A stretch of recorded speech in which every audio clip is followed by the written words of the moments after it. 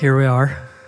They said it couldn't be done. We proved them all wrong. The naysayers.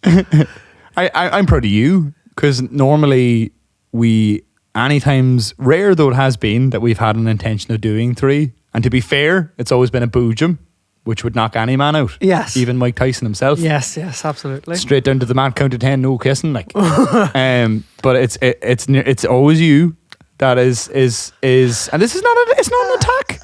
It certainly feels like an attack. Do you feel attacked? I'm just ready for an attack. It's not an attack yet. But you're normally the one, and it's never a big deal because we've always done 2 anyway. Yeah. But you're normally the one that goes, do you know what? Jeez, I'm feeling wild now. You could go for a nap. I'd need to sleep. But you're dealing with it well. Proud of you. No, I would have thought the opposite. I normally thought that once the food hits, it's lights out for you. Oh, I could go fucking... I'd power through anything. Like, I think now you'd find it's never been me. Well, we'll have to... no, we have no recordings to listen back on. And these usually happen between episodes. But I would have thought now... You in particular, once you had a bit of food in you, you were just... That was you done. The eyes were glazed over. Whereas I'm... That's classically you. What are you on about? Food energy. I'm always on the hunt for more food than the prospect of more food.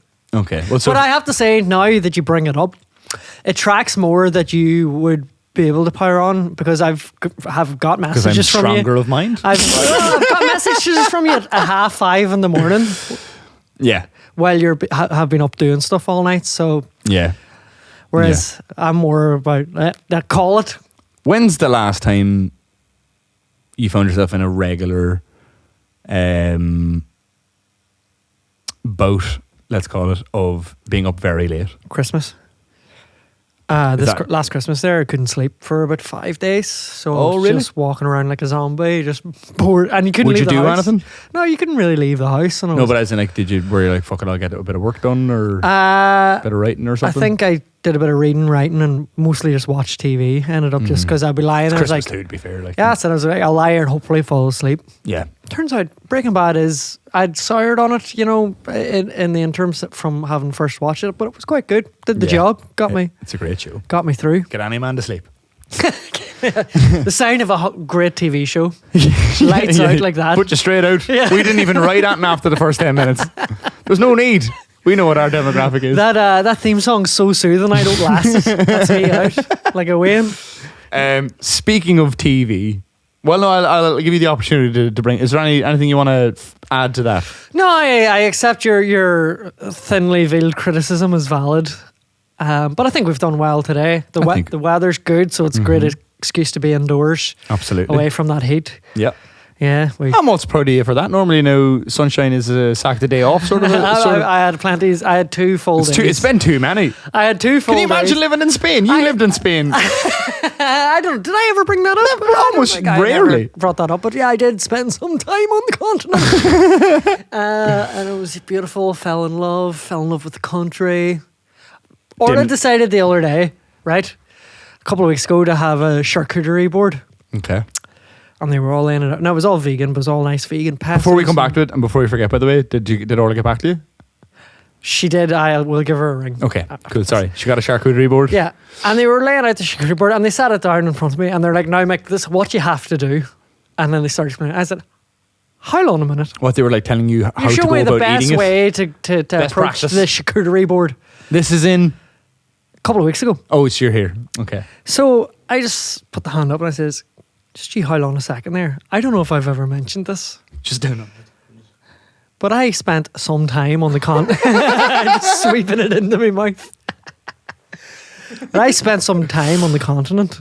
I know all about tapenades. In Madrid. And while I was there, I fell into the company of 2 Jewish New York girls. Okay. So as you can imagine, I know my way around a fucking charcuterie board. Tell me to fucking teach your granny how to suck eggs. It's raging. Rude. To be fair. Yeah. To be fair. Should I give Orla a ring now? Wait, just before you do, I feel like you said something there. TV show. Oh no, that could be a whole. Let's go to our woman on the street there. My phone. Oh, here it is. Let me put this in airplane mode. we have a development. I have so many questions. Put it right up to the... She's not going to answer now. Hello? Hello, Arlie. Greetings. How are you? Okay, 1 minute to go inside because the neighbours are playing music. Okay, bloody neighbours. Oh no. When will we ever know peace? Never. Hello, maybe. Hey, baby. She says hello. Okay, so I was ringing you because there's been a development, you see. So Okay. you turned around to me the other day and you'd listened to the podcast and you were chatting about chips from Yeah, Cork. yeah. Do you remember where you got them in Cork? I'll tell you what, I'll let Nathan take over the field of questioning from here on out, okay? Okay, so when did this happen first? Right, so it would have been, I would say, 10 years ago. Okay. Yeah, And what were you doing 9 in or Cork? 10 years ago. What were you doing in Cork? I was down visiting my former lover's friends. I knew that. Class. And so, do you remember where in Cork you were? Were you in the city or? Yeah, it was close enough to the city. Let me think. It wouldn't have been a place called Jackie Lennox's, would it? I don't know, but I'll tell you what, it was really small. The place itself? Yeah, the chippy was really small. Okay. I don't think you could really. There might have been a few window seats, but there was no proper sit down situation or anything. I think this may be the place I'm talking about. He looks so And happy. There's one key thing that probably will you'll know for sure if it's them or not. They serve the chips in newspaper cones. Yes, that's not the place I'm thinking of, but yeah, Okay. I know a couple of places that do that as well. Also very good. Okay. And are you willing to go on record? Sorry. And I think I have an extra detail as well. Oh. I think they had they either double or triple fried them. Yes, that is as standard in a lot of the finer establishments now in Cork. And so, do you remember what you ordered? I literally just ordered chips and I went back. What was this, 10 years ago or something? It was apart from when I was in Brussels in 2019, they were probably the best chips I've ever had in my life. That was with me. I mean, that's Oh, no, it wasn't with me. Sarah. that's quite a statement you've just made, and for it to come from someone who, quote, Pete Wallace, didn't grow up in Cork, because he threw an accusation at me that I, of course, only thought they were the best chips because I'm from Cork. But you would say that they were the best chips you'd ever had. To even remember as much detail as I remembered about them, I think. It speaks volumes for sure. It does speak volumes. Yes. Well, I'm glad that you could bring this evidence to light. Oh, I lost you there a second. I said I'm glad you were forthcoming in bringing this evidence to light. Do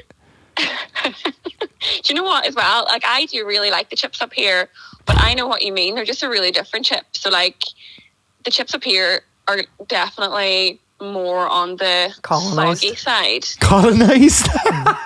I don't mean that. I don't mean it as a criticism. I actually really enjoy kind of a really vinegary, salty, soggy chippy as well. Yeah. I do too sometimes, for sure. I always just think that they're just a little bit underdone. So, do you know where it has a really good? Well, obviously Galway has great chips, but Galway kind of toe the line somewhere really well in between, where they're not as crispy as the Cork chips, but they're not as soggy as the Belfast chips. I've had some good chips in Galway too, to be fair. Yeah. A lot of those are run by Italians. So, he says apparently the chips in Galway are a lot run by Italians. Those Right, McDonough's, the famous Italians. Of McDonough's fish and chips. Come here, I'll let you get on now. Or I just want to know, what happened to the ex-lover and the mate that you were down visiting? Did anything ever come of that, or did you find someone better? I don't feel like we should disclose this. But did you find someone better? I'm just asking. Well, there you have it, folks. This is where I'll make the edit, and there'll never be any conclusion to this story. All right, Orly. I'll let you get on here. I mean, you've yet to give me a chip that good. Oh, I'll give you a chip, true. good. You're not going to know how. You're going to be stomach full of chips from all around Tyrone. All right, good luck. I'll see you later. Thanks, Love you. Orla. Bye. I really appreciate it. You got it I'm so happy. from my own partner. And she wouldn't be one now to No. be pandering to anyone. No. She'd only tell it as she sees it. She brought it up to me. It was more the biggest surprise to me was that she was listening to the podcast. To be honest with you, How I know Margaret doesn't listen is that I was slabbering about her the other week about her driving, and I haven't been hitting the head yet. So, but I know it's coming. Orla goes through phases. I think she'll binge load and then ignore me for a few months. Go, here, that was all right. What you said, that was funny. What you said, 6 months ago. Yeah, thanks. Well, there you have it, Nathan. I guess we're all going to have to find out for ourselves. So Ben McGee has put into the group that he's going to Cork in August. He said. I did see that, yeah. Yeah, and then somebody else said that they were going to Cork. And I think Mad Notions takes a trip to Cork. Sometime in a COVID-free future, or a freedom day of our own future, we'll call it whatever you want. But there may be a chip retreat. I think that would be a good idea. I think we should go to Cork. Like, you should bring me to Cork, and I'll bring you to Tyrone. Class. I'd be into that. Would you actually be in it? Absolutely. Yeah. Yeah, definitely. Meet my parents. The dream. I think if you met my parents, it would explain, because a lot of why. So I know one frustrating thing that frustrates you about me. Okay. Is this here kind of. Yeah. You know. You're correct. That does absolutely kills me. Yes. So if me and my brother drive down Noma, like either of us both report the same experience, you'll go down, right? Ma and Dad will be sitting on the sofa. Ma will be watching The Masked Singer with a bottle of Paul Mason or something. And Jeremy will be on the laptop either playing online poker or mindlessly scrolling Facebook like this. And they all tend to watch them. You come down, you sit down, and they're like, oh, it's great to see you. Any crack? What's happening in Belfast? How's work? Blah, blah, blah. And then after about 15 minutes, that's it over. That's it. And they're like, me and the brother will be sitting there looking at them and they're like, is that it? And they're like, sure. I feel like we could have done this on the phone. They're like, what else? There's fuck all else to tell you. Like, there's not much happening right here. Yeah. I thankfully a lot of my chat now with the folks whenever I go down home is I guess I'm lucky in a way that I've moved to a place with such a constant frictitious political atmosphere that makes people south of the border more or less fear for their lives. So I'm like their man on the inside, you know. Yeah. They're like, what's all this about? And then I get to go, well, let me tell you, and then tell them things that I don't know are true or not. But just it sounds good because I sound like I'm in the know. Do you paint it like as a war zone to make yourself seem more heroic? That'd be fair to say. No, I mean, actually, like I would say generally, it always makes me laugh. Like a lot of my friends, whenever I go down home, even like will be like there's a couple of my friends that have been talking about coming up to visit me, like almost like to a point now where like I feel like they must feel some sort of a guilt that they haven't, and I don't mind. Like I was going to say I don't care. I would like them to come up, but like I'm like I understand it's out of the way. I feel no obligation. I only come back to Cork because my parents live there and my family live there. So like, and I only go back to Oma because it's mighty. Because it's mighty. But you know what I mean. So I was just like, you know, but I don't know if some of them are just a bit apprehensive. Yeah, I can get. Especially now, I can understand that. Like when I was living in Galway, it was around the time the flag protests were happening. Mm-hmm. Yeah. Yeah, and must have looked fucking fairly mad from up there. Like, yeah. But yeah, like with stuff, it does feel like stuff is a bit more mental than it had been maybe over the last while. But certainly over the last, say, however many years I've been here, I've generally proudly been able to say it's fine. Mm-hmm. It's 98%. So fine. I deactivated my Twitter account just on the run up, which is about routine for you. Yeah, it is. You know, it is. I anticipate a spell of like. Did you go viral recently or something? Was that what was playing on your mind? I've had enough of this success. Could you imagine if I had a hit album? Or could you imagine if I had an album? No! Yeah, I'd be like, oh no, what does this mean? You just fucking book a flight straight to India and have a spiritual I've got awakening? James Corden on the phone wanting me to do an interview. For fuck's sake. I need to get away from all this. They're calling him Springsteen adjacent. Everything he ever hoped would be written on a poster. Like, I can't deal with this. No, I just this time of year, around the run up to the 12th of July, is always kind of a bit fucking toxic and weird on Twitter. It's just people one-upping on each other and just the whole time. And I realised I deactivated it and I didn't see any bonfires lit. I didn't see any shit. I didn't see, and I live. You didn't see any bonfires lit? I didn't see. I live quite close to a couple of bonfires near just my area of town, like just between south and east. And I was like, it exists in this space where if you don't, you can make. I mean, I guess it is in the news all the time as well. Like, but actually, in my day-to-day business, I don't meet these people, and I don't meet. What do you mean, these people? People who you associate with about being militant about these bonfires and what they symbolise and how defensive they get of it, despite the litany of problems that come along with it. But I was like, I didn't see anything. There are so many. Yeah. Yeah. Let's like. What about that giant? Did you see the giant tricolor that was like? So these bonfires, they get fucking huge, and someone They're so they big. either knit or specifically pre-ordered a giant tricolor that would cover the whole front face. It was funny as well. I was like, you had to get that made. Either that or you went and asked for an Ivory Coast fucking flag made and flipped it. Yeah. Well, the funny thing is that, like, so in the run up to the 12th on Nolan, there was like constantly people going like, so someone would phone in and go, it's a disgrace. There's always like tricolours and effigies of people on these, and they're all like, no, there isn't. If you drive around right now, days out, you won't see a single tricolour. Call my bluff. They're all like, Stephen, I'll take you around, introduce you to the lads, all this kind of stuff. But yes, because they fucking throw them up the day of, like, of course, and then they set fire to it real quick. So there's no evidence. But I mean, sadly, this year, that's the thing about these bonfires, we can't even prove they exist because they burn them to destroy they burn the evidence. all the evidence. They burn all these bonfires, so none of us actually know if they're actually real. But so there was a couple of like comically large ones this year. There was that video, the one that fell over. Like, who could have seen that coming? The thing that makes me like marvel at some of them is like, a lot of these like estates and stuff, wherever some of the bonfires are like up big hills, and they're not on like flat ground or fuck all. Like, it's like so. Nobody's taking away the feat of engineering. These things are like it's.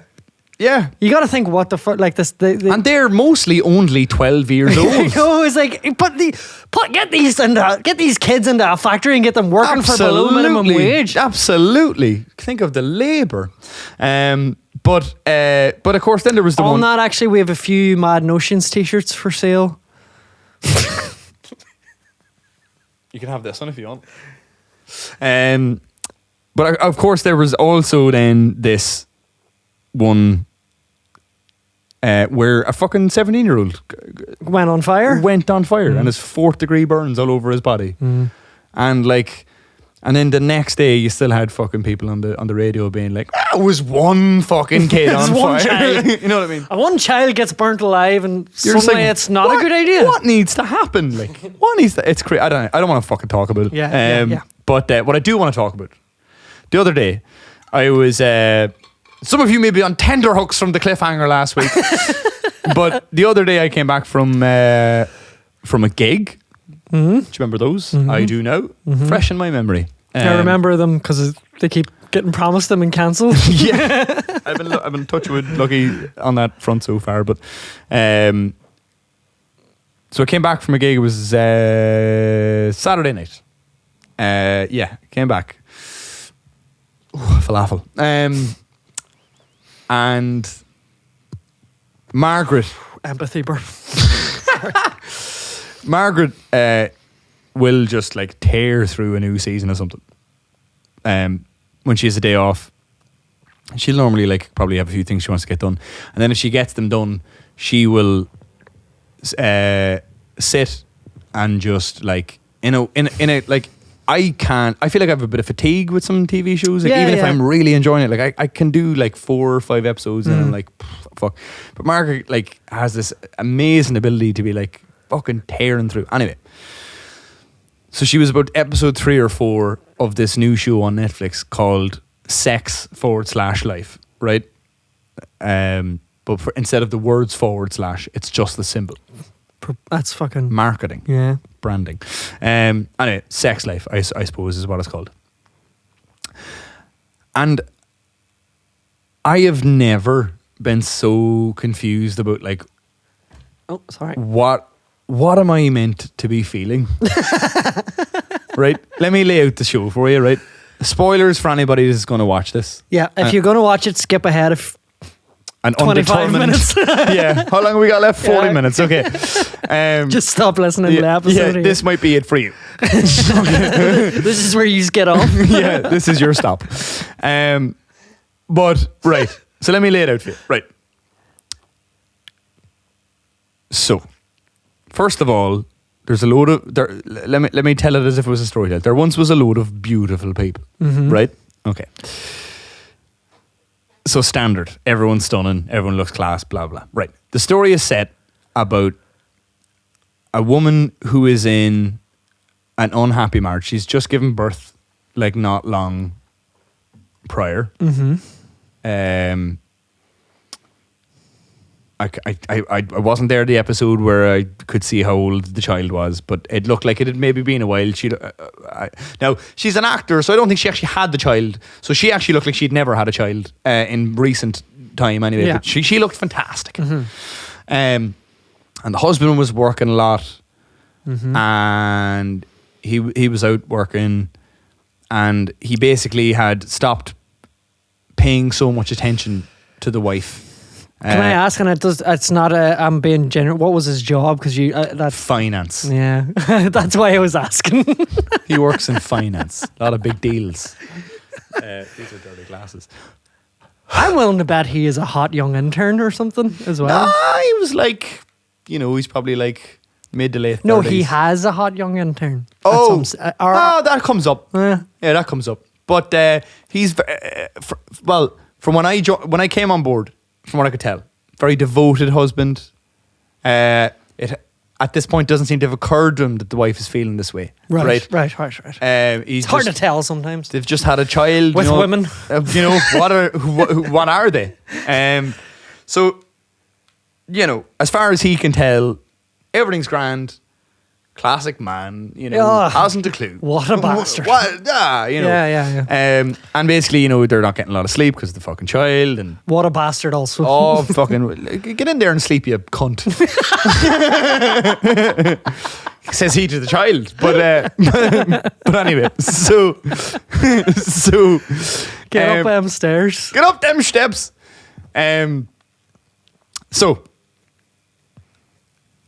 The wife then starts, or had been, so I missed the first 2 or 3 episodes, right? So just this is what I gathered. This is where we are. The wife has been keeping a journal on her MacBook, mm-hmm. which is very conveniently placed for advertising purposes. Of course, yeah. Obviously. This is how you know this woman is well-to-do. There's no stickers on it or anything. Nothing at all. Not even a single Avenged Sevenfold sticker. Just, but and so for I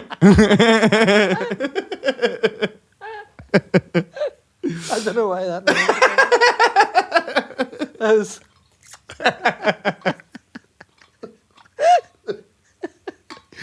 So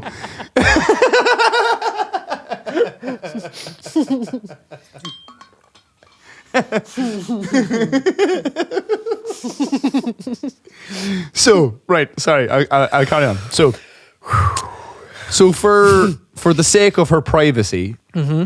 she keeps the diary on her MacBook, in a folder that she names My Diary. On the desktop? On the desktop, which is not password controlled. Okay. So she's got this highly sensitive diary of which the details I'm about to tell you as to why it's so sensitive. But so this is not for everyone to read.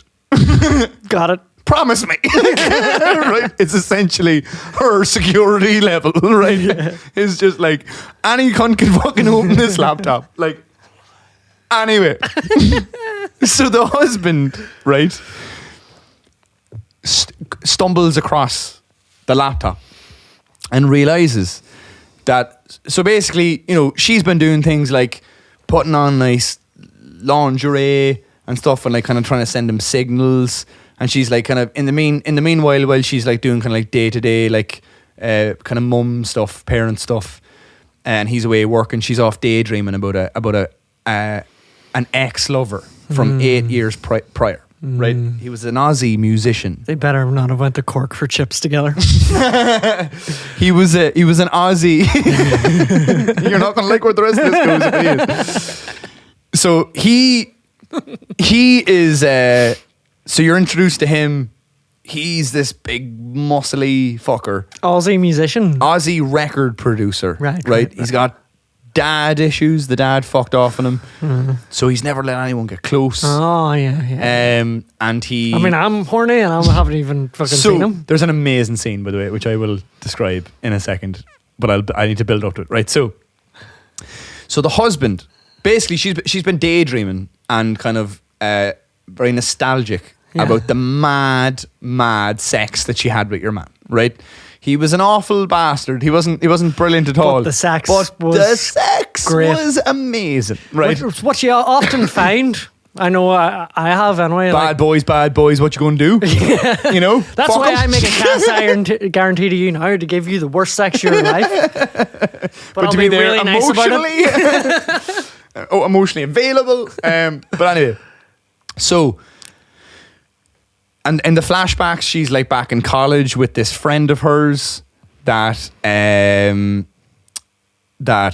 they basically used to like take two lads home, this kind of stuff. They'd take two lads home and be like, he's got a massive cock, you should see it. And they'd be like, cool, we'll swap. We do the old switcheroo. And then all that kind of stuff was going on. So she was... Tag team! Yeah, she was reliving all her glory days, right, in these daydreams. And then writing about them in her journal in detail, in serious detail, right? And going, well... I've locked that away from everyone. I've closed the laptop. No one. Now to leave it on the coffee table. Now to leave it on the coffee table. With a post-it note that says, please don't read me. But anyway. So then the husband comes home. He, from work one day, I don't know. I didn't see the setup as to where he reads the journal. I'm going to watch this. You should, 100%. All of you watch it. I was actually gutted the other night whenever I came back from market to finish. I was like, you didn't wait for me? Okay. But the husband comes home and I don't know what scenario he found the laptop in because there was an episode before I'd watched. But basically, I can gather he came home one day. She wasn't near the laptop. He saw it. Maybe it was already open or something. Anyway, and he was like, "What's this? My diary?" And clicks on it and reads all this stuff where she's off hot filth. All this hot filth, and he's like going, "Holy shit! It sounds like my wife still desperately wants to ride this fella, right?" So he gets really annoyed about this because obviously it's not up to her if she has sex with him because she's no control over herself, and the mere fact that this boy existed 8 years ago is an affront to the man. Can you believe? I know I fucked loads of people, but can you believe that my wife had sex with loads of people? Whoa. You didn't tell me when we got married that you had a past. So, I mean, this is like... It's so hard to feel bad for anyone in the show. So, now, the roommate that the roommate that the girl had before is now dating this boy. The ex-lover, Brad the Aussie, right? And she's no intention of being in a relationship with him, but just loves riding him, right? Oh, so they have a mutually sort of, they're just... So she remembers from her friend being with him that he was an awful bastard and he treated her very poorly. He was an awful fucking cunt or something. So, she's just there for that sweet vitamin D. Vitamin D, yeah. So he then like ends up like back sort of in your woman's life, and this is why it's all kind of come to a head. Right. So the husband After reading this, it's like, well, fuck this guy now for having rode my wife 8 years ago. Which is, I think, where all our minds would go. But so she, no, to be fair as well in the thing, she's also like explicitly outlining her unhappiness with their relationship as well. Yeah. So he's obviously just skimmed over that. Yeah, I'm just shit in bed. Oh, my wife's a whore, is she? Whoa! So, I mean, if she fucked him 8 years ago, how can I even know if this 8-month-old child's mine?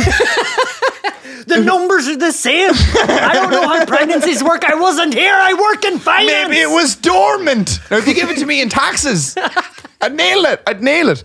So, he decides to hunt the boy down, right? He finds out where he goes to the gym, right? And he's after following your man. So first he goes to I think a place where he knows he's going to have a meeting or something like that. And then he's like, is Brad here? And they're like, oh, you just missed him. He's out there. Scoops him out, does he? And then he goes out and does a bit of recon. just act normal. Walks behind him very closely. And then Brad then, the Aussie boy, goes into the gym, right? Man's not a member of the gym. He goes up to the desk. The girl is like, oh, how's it going? Are you a member? And he's like, no, can I... Is there any way I could just pay for like a day or something? I just want to work out now today. And she's like, yeah, we've got like salesperson speaks, talks. And he's like, oh, hurry up. I'm missing my opportunity. And eventually he buys a month because he works in finance and money's fuck all to him, right? He goes into the gym. No shorts or anything on? No. He didn't. Sorry, he had to go to the shop behind him. There was a shop behind him, the pro shop. I need to go in and I need to buy a couple of little bits to get sweaty in, right? So he goes in then, changes, goes out and finds out where your man is.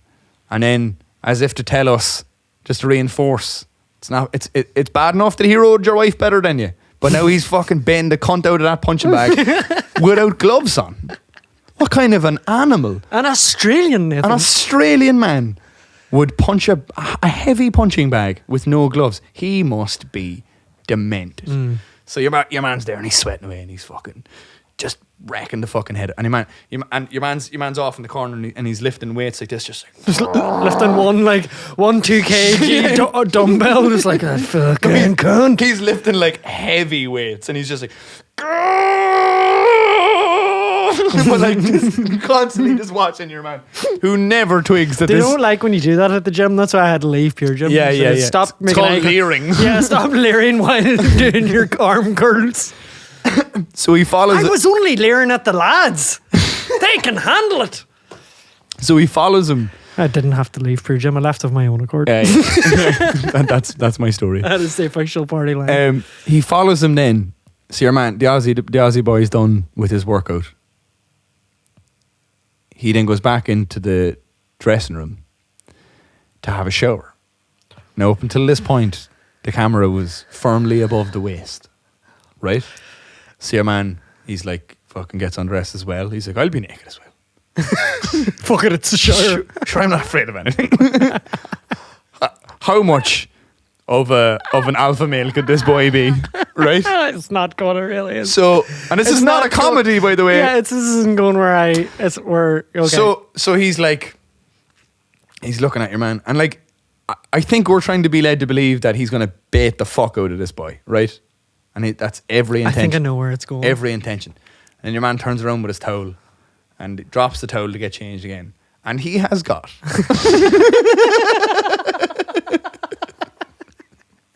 and I can't overstate this enough. He has got a massive cock. And your man puts the towel back on. Oh, he puts his own towel back on? He just fucking, no, he just like, he's about to like take his down and then sees the massive cock. And then just goes, shower in the house. But he's still raging, right? And I actually thought that was leading up to a surprise sex scene between the two lads there. I really thought imagine, that would have been some show. But no, that's not where it went. But he's still angry. Because now the guy fucked his wife and he's got a massive cock. That's a double dump. That's a double dunter. Double dunter. Yeah, that's a real twofer there. Like, that's. So now he's like, oh, Why did I have to see the huge dick? oh, it's like I sought this out really, and now this is the consequence of my actions. But yet, it doesn't make me feel better. Who would have known that hunting down the man who fucked my wife 8 years ago, before I'd ever even met her, wouldn't make me feel better? So he goes home. He goes off on a business trip. And the wife then again is like, I need to fuck this boy. The husband, she's like, I need to get it going again with this lad. Now, she obviously loves the husband, right? But can't stop thinking about this other boy. Then the Australian lad, then who's fucking the wife's best friend, decides one day when he's about to go over and have a sex with the friend, sets up a FaceTime in the corner of the room, and he's like, how are you? And she's like, what are you calling me for this hour of the night? And he's like, well, I'm about to ride your friend, I'm going to make you watch. And she's like, oh no, I can't end the call, I'll have to watch this. She's like, no, don't do this. And he's like, well, I'm going to. And she's like, no. What spurred him on to do that? Oh, just pure badness. He was like, maybe if she sees my massive cock, she'll want. But like, why was he thinking about her? That's what I mean. Like, Oh, because he didn't really have an interest in the friend. Like, he was just riding her. Like, how long had that been going on? oh, I don't know. That was episodes ago. I don't know. But right. basically, they didn't really seem to be like terribly into each other on so a, it was just a purely primal level. But his heart was with the wife. And more specifically, his massive cock. It was so big. It was like down between his knees, flaccid. It was crazy. I don't even know if he could get a full erection. If there wouldn't be enough blood in an entire male body at all to fill that up. He'd be dead. Imagine every time he got an erection, just slumped out on the fucking floor of the changing what room. happened? Did we have sex? So then the wife is like, oh no. Oh no. Just turn the contrast up on the screen. Oh no, the husband's in the next room as well. Oh no. And so she watches them have sex. She does a bit of that to herself. She just does just a bit of that. That's the greeting of hang out. That's how you greet someone out of car window in Tyrone. All right, mate. What's the fucking crack? Your wee gesture there. But then, she does a bit of that. She does a bit of that there. There's so much riding in this show as well. It's crazy. But anyway, they were like, Game of Thrones, hold my beer. So then there's an argument then between. So the husband comes home and from like a business trip or something, and the wife is like, we need to get this going again, and she knows now that he's read the thing as well, right?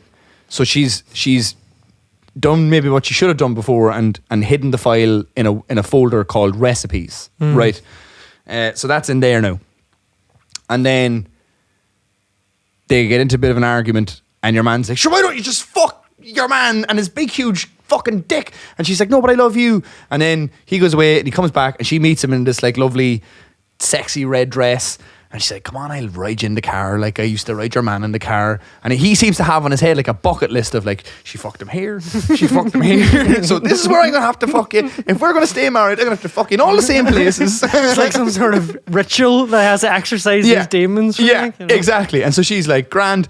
And then because she's... Horfucks. Because she's... Nice, because nice she's... wee Harry Potter reference. Good fun, Mick. Because she's still... so she's still breastfeeding at this point, and so there's like a moment where there's like a little mishap, and he gets a bit of it in the face. I would have figured that was more of a kind of just carry on sort of a moment. Shouldn't really be a big deal. You always go into things with a tea towel. Yeah, exactly. You know what I mean? He's probably,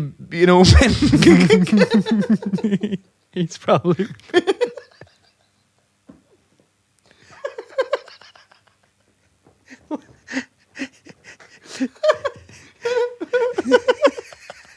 At some point, I even have to censor myself. At some point, I just thought it was hilarious. It was the tiniest bit, and he was like, "Get the fuck off!" Who's writing this? I don't know.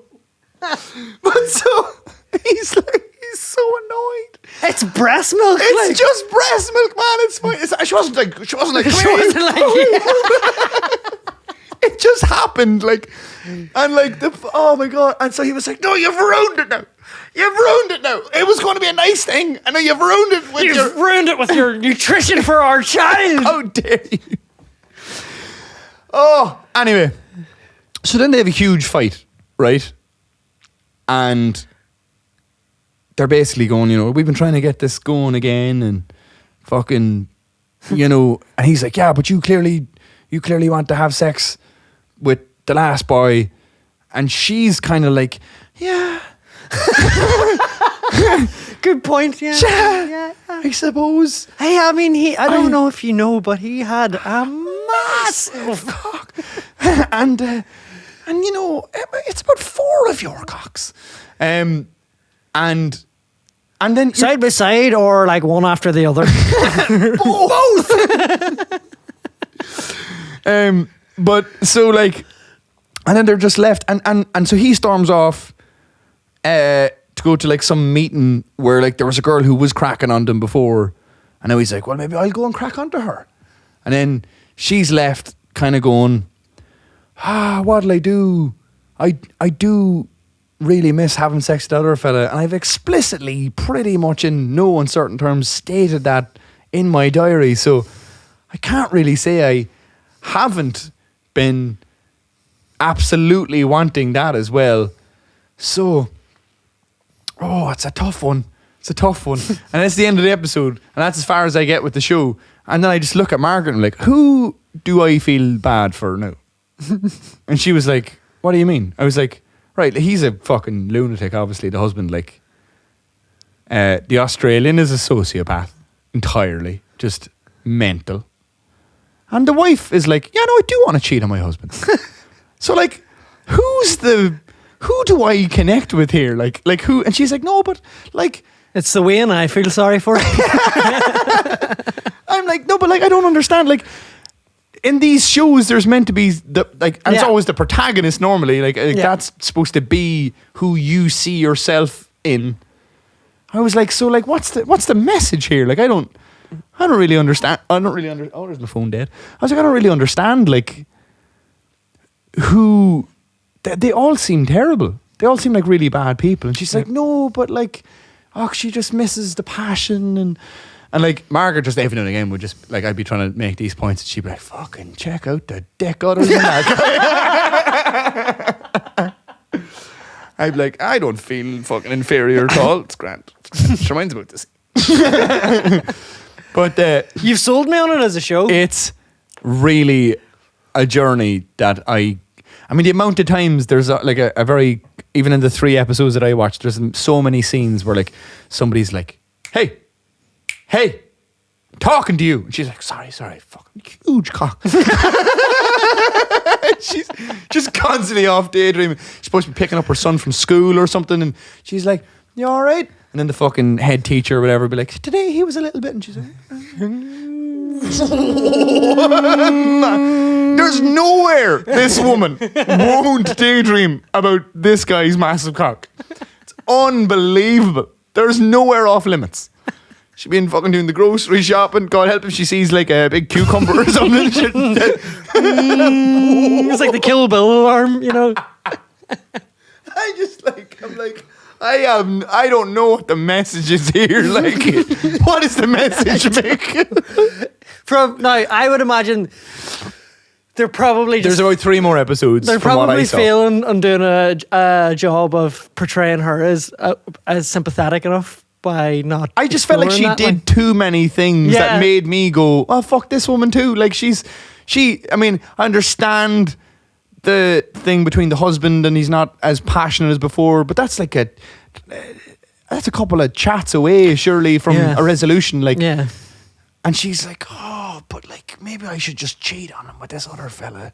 And we're all like, no. The cunt with the big dick. She doesn't know whether or not to cheat on her husband. I hope she does. I didn't get it at all. And so that was sex/life. Sex/life. Yeah. And if you use the offer code, imagine that was the read they sent us. He read all that out for the non-viewing. That's not in here at for all. the non-viewing listeners. I was about to say. I love sometimes like me and Margaret end up like having a bit of a disagreement about TV shows sometimes where I'm just like, I know I'm gonna hate this kind of stuff. But sometimes there's just one where like I'm glad I did this. Do you know, like just like completely blown away by I felt like we were both getting entirely different messages from the show. The funniest thing definitely though was whenever he was like, I'm gonna fucking oh Jesus Christ. It was fucking mad. He was getting full on ready to punch this guy in the gym changing rooms naked. He was like, for having sex with his wife 8 years ago before he met his wife. That's insane. And he was clearly like, he might club me over the head with that. Fucking hell. I genuinely thought that was going the way of like a shower sex scene between those two men. And he's going to go home to his wife and go, guess who I fucked? Well, no, I fucked him too. Huh? And I can have to say, it wasn't as good as you remember. But yeah, it was like that now, and the that one that you watched that time, The Medium, I think it was called. Those are two highlights now. I talked about that before a couple of Is that like months a ago. criminal kind of where you bring the psychic in and they're like, Yes. I see a garden. See, you know. And Yeah. We talked about that a couple of months ago. Orla loves the trope in the like those procedurals where I think it's like it must be in CSI or Law and Order or something. There's always like they bring someone in for hypnosis and recall where they kind of try and put them under, and every time it seems like a garden. She was murdered in a garden. Oh man, John Mulaney, do you know that comedian? Yeah, has a great bit about Law and Order SVU with is it Ice-T? Is an SVU? I think he is. And he's got this bit where he's like, I love Ice-T because he's been working in the Special Victims Unit for nearly 20 years now, and every time he hears about someone committing a sexual crime, he reacts as if it's his first day on the job. He's like, without fail, he's like, you mean to tell me that this guy gets off on fucking dead bodies? They're like, yes, you work in the sexual violence unit. Well, Special Victims. Yeah, I was like, fucking. But it's always sexual natured crimes. Yeah. Like, how do you not understand this yet? Jesus Christ, Ice-T. It's a great bit. But yeah, oh man, it's fucking. Sometimes it's okay that you don't get to pick what's on TV. You know? Well, Nathan, I have to commend it to you. You really have brought us up to almost the end of the episode. You said it couldn't be done. Do you remember earlier on when you were like, you're not with this phone? But yes, that's just. I was so looking forward to it. I'm going to check it out. You should. Mm-hmm. I want to hear everything you think about it now. We're 3 weeks ahead. There's about 8 episodes. I think you should be able to knock out 8 episodes. I should be able to do that. And I think they're about 40 minutes apiece. Yeah. Between now and 3 weeks time. So, well, next week you should get. I'll get on it. I'll get on it. Yeah. Even just watch a few. You'll get the crack. But yeah, loved it. Absolutely loved it. Are you going to finish it yourself now? I might do both. Margaret will have to be asleep because I give so much shit for watching it in the first place that I couldn't possibly be like. And then Here's what we do. How many episodes have you watched? I watched like the middle 2 or 3. Let me get caught up. Okay. I'll need to start again as well. Yeah. And we'll watch it together. This could be the blossoming of a very beautiful sexual relationship between the two of us. Yeah. Just pause. Did you pause it in the same place as me? Oh, Jesus, boy. Are you in the gym's shower room scene again? Yeah. Have you seen it? Have you seen it yet? It's a GIF meme waiting to happen. Like, it really is like that thing where he's like, oh, fuck. Oh. It's got to be done.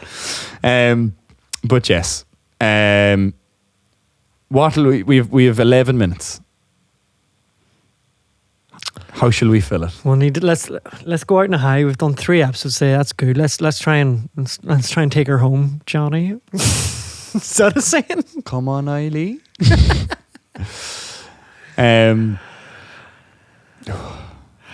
this?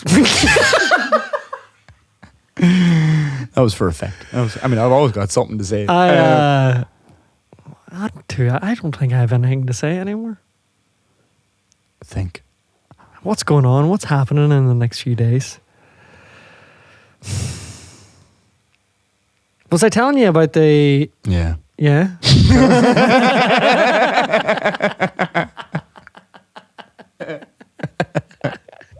What was it? Yeah, you don't get it now. What? I'm withholding. No! Oh, no, you have to tell me now. No, I do that all the time to people, and I usually do it knowing full well I'll probably not get to hear the story. And I accept that fate. It's worth it. It's worth it.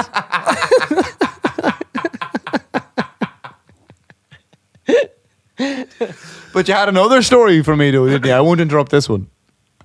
You could just use the same one. And you'll have the moral victory of having told me the other one. Oh, right, yeah. No, I'll just tell you the actual one. Okay.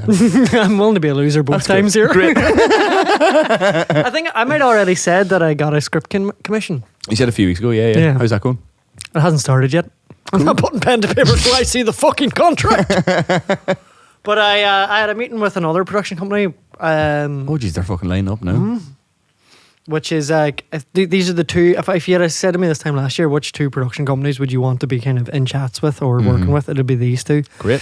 So I'm hoping Did they make something that you particularly enjoy? Oh, yeah. Without saying? Yeah. No, one of them in particular is pretty big. Class. Yeah. Great. You would definitely recognise the shows.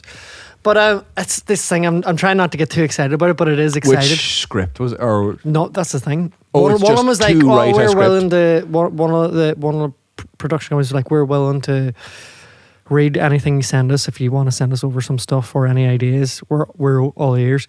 And the other one was like, we're willing to develop something with you from scratch. So cool. Yeah. So once really that gets all signed, and is the idea for the one from scratch are they wanting to pair you with someone? No, just like with the development producers. But I have some ideas and stuff. But I'm just, class. Yeah, man. It just feels like after a year of nothing. I wrote some bad scripts last year when I was in that fucking spare room. I can't believe I sent them to some people. Is that right? Yeah, I swear to God, I was like, I can't even believe this. I sent my agent. He must think I'm an idiot.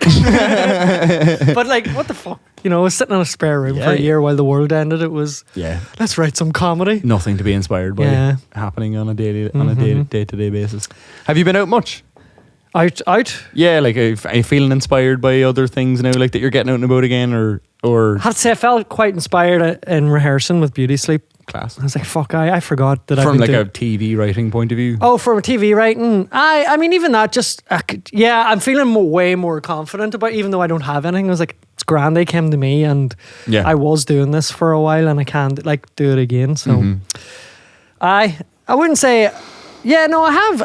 It's just like I'm waiting for the essentially the fucking to be given the go ahead, and then I'll start doing it. But until then, I want to kind of keep chipping away at work and this and everything else. You know, there's no point overloading my calendar straight away just at the prospect of something. You know, learned that from you, Nathan. Know your own self-worth. I thought you meant the bit where you were like, I'm not doing that until they pay me. Well, it's a kind of a very positive spin on what I put a positive spin on it. Yeah, well, that's your value. In a lot of the holes we dig ourselves in this podcast is I go, Mick, how are we getting out of this? And he goes, leave it to me. I'll schmooze him. I'll take the horrible thing you said and I'll make it sound like you're sorry. And I was like, perfect. Thanks. Let me just punch this apology out of it. But yeah. See here, when you've said I am not sorry, I'm thinking of changing that to I am sorry. What do you think? It's just a wee punch up. It's nothing. It doesn't really shift anything too major. Narrative wise, I feel like we're on the same track. But that's class, man. That's really, really cool. I hope it fucking works out, man. I really do. But I'm excited for it, and I think I can do a good job at it. So I'm sure you honestly, this time, like I went into that meeting last week, and I was like, I'm not going to. I just made the decision. I was like, I'm not going to pitch anything specific. I'm not going to go in prepared with their ream ideas and try and figure out what they want and pitch. I was like, I'm just going to, because I knew the person anyway, because they used to work for somewhere else that I would have they would have seen a lot of my writing. I was like, I'm just not going to fucking try and go in with all singing, all dancing, make a show to try and win them over. I was like, I'll just go in and chat to them. Which I wouldn't have had the confidence to do like last February when I was over in London. Yeah. You know, meeting producers. So I was really trying to like show that I understand this medium and I understand how to do it. And here's a good idea and here's the demographics and here's why, you know. Like, yeah. It's not, you're not really. I suppose that's their job. Yeah, like until you, I think you have a bit of a name behind you and you have some credits and stuff. Then you can start kind of like pitching and. I suppose more than anything, especially as you say, like until you have a bit of name behind you, like the likes of worrying about all that other stuff like demographics and fucking trying to like almost sell them on how they should sell the show. It's just like. Just do what you do and write the funny bit. It's a stupid industry to be in because it's very hard to get anything made, like really hard. Like I'd say probably more, you'd have better chance of making a success in music because the path to just has to one up us, doesn't it? Well, no, the path to success in music, there is an option, a DIY option. Yeah. That's not as readily available in TV, that's I think. Fair, yeah. Well, I mean, you did it yourself before. I did. You're right, Nathan. I am brilliant. And as we said earlier, if it was good enough, my idea was good enough for the pilot of a Tina Fey show, I must have had a decent enough idea exactly. in the first place. Yeah. Fuck you, Tina! Far be it from me to suggest that Tina has ripped me off. I just think it was a sign that I was on to a good thing. Remember that really good script you had for one called Rude Girls? Rude Boys. Took it right out from underneath you. What a great film. I watched that recently enough. It's a great show. It's a really good show. Yeah, absolutely. We've done it. We've done it, Nathan, I think. 3 episodes. 3 episodes. These last 4 minutes we're not proving I can't do it with this hand. Because this one hurts. Does anyone know what this is? I can do this. It's no problems. But I can't. That's... Oh my God. Send us in your suggestions. Come on, doctors. Yeah. Don't be just donating. If you're not going to pay, you can fix me for free. If you're not going to diagnose, you're going to fucking donate. You heard it here first. Have a good week.